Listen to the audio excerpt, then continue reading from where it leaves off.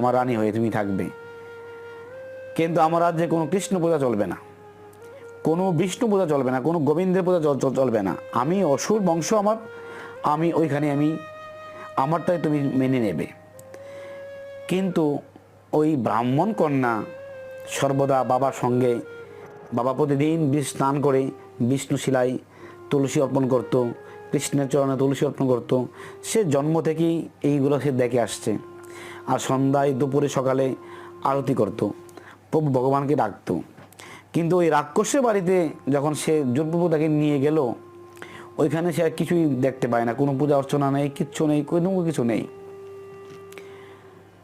ওই ব্রাহ্মণ কন্যা সে ভাবতে লাগলো যে আমার কি পূর্বজন্মে কি এরকমই আমার কর্ম ছিল যে আমার এই জন্মে আমি রাক্ষসের স্ত্রী হব, যেখানে কৃষ্ণ থাকবে না, যেখানে ভগবান থাকবে না।